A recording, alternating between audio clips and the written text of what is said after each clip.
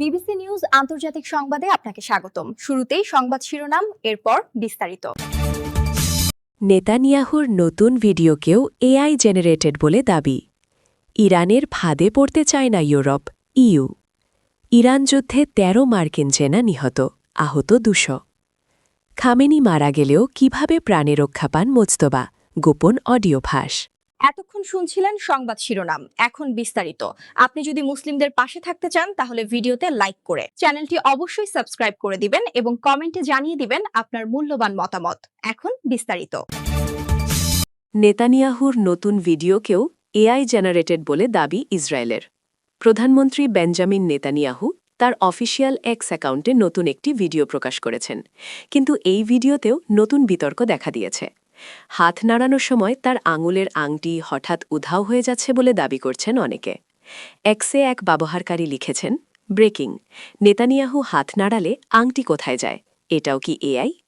এই ভিডিও ঘিরে আবারও তুমুল বিতর্ক শুরু হয়েছে যে ভিডিওটি সত্যিকারের কিনা কৃত্রিম বুদ্ধিমত্তা দিয়ে তৈরি। ভিডিওতে নেতানিয়াহুকে জেরুজালেমে বাইরে হাঁটতে ও নাগরিকদের সঙ্গে কথা বলতে দেখা যাচ্ছে। প্রায় ১.৫ মিনিটের এই ভিডিও ২৭ থেকে ২৯ সেকেন্ডে এমন কিছু দেখা গেছে যা সন্দেহের জন্ম দিয়েছে নতুন করে। ২৭ সেকেন্ডে দেখা যাচ্ছে তার বাঁ হাতের অনামিকায় একটি আংটি, তবে ২৯ সেকেন্ডে দেখা যাচ্ছে সেই আংটি নেই। আর এই আংটি যে মিলিসেকেন্ডের ব্যবধানে আঙুল থেকে নেই হয়ে যাচ্ছে সেটাও ভিডিওতেই স্পষ্ট। সাধারণত এআই জেনারেটেড ভিডিওতে এমন অসঙ্গতির দেখা মেলে। এই ভিডিও তো বটেই, তার আগের ২ ভিডিওতে যথাক্রমে ৬টি আঙুল ও কফি কাপ থেকে পড়ে না যাওয়া কিংবা আদৌ না কমে যাওয়া এমন অসঙ্গতি দেখা গেছে। এবার বিপত্তিটা বাঁধল আংটি নিয়ে। ইরানের ফাঁদে পড়তে চায় না ইউরোপ, ইইউ। গণহত্যাকারী ইসরায়েল ও তাদের সহযোগী যুক্তরাষ্ট্রের চাপিয়ে দেওয়া অসম যুদ্ধে সমুচিত জবাব দিয়ে যাচ্ছে ইরান। দফায় দফায় হামলায় ওয়াশিংটন ও তেলাবিবকে বেসামাল করে দিয়েছে দেশটি। একই সঙ্গে উপসাগরীয় দেশগুলোতে অবস্থিত মার্কিন সামরিক ঘাঁটি ও স্বার্থসংশ্লিষ্ট স্থাপনাগুলোতে অনবরত হামলা চালাচ্ছে তেহরান। পাশাপাশি বন্ধ করে দিয়েছে বিশ্বের জ্বালানি করিডোর খ্যাত হরমুজ প্রণালী, যে সমুদ্রপথে পৃথিবীতে মোট ব্যবহৃত তেলের ২০% পরিবাহিত হয়।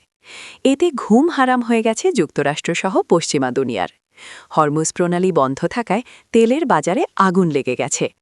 এ কারণে সমুদ্রপথটি উন্মুক্ত করতে ইউরোপসহ বিভিন্ন মিত্রদেশ, এমনকি চিরশত্রু চীনেরও সহায়তা চেয়েছেন মার্কিন প্রেসিডেন্ট ডোনাল্ড ট্রাম্প। তার এ দাবি সাফ নাকচ করে দিয়েছে ইউরোপীয় ইউনিয়ন, ইইউ ও ন্যাটো।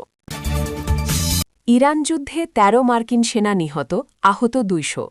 ইরান, ইসরায়েল ও যুক্তরাষ্ট্রের মধ্যে চলমান যুদ্ধে ১৩ জন মার্কিন সেনা নিহত হয়েছে।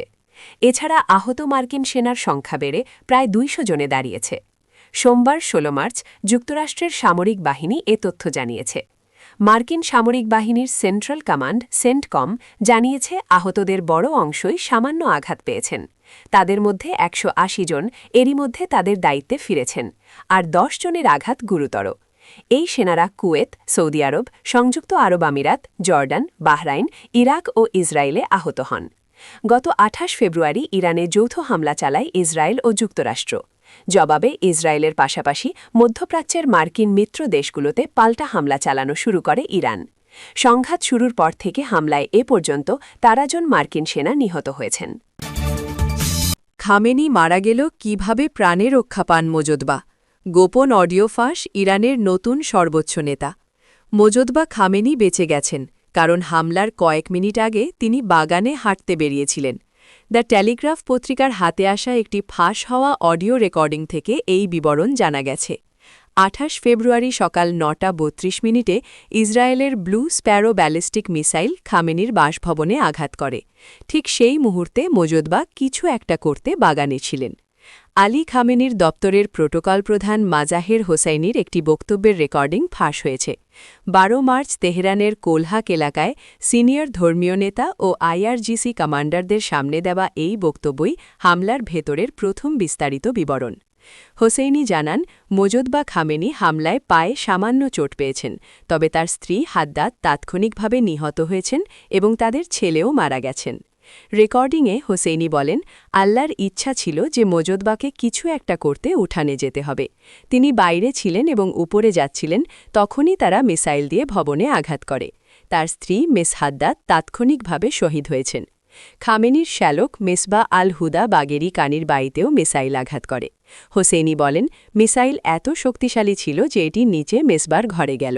মিসাইলগুলো এমনভাবে আঘাত করল যে তার মাথা দ্বিখণ্ডিত হয়ে গেল।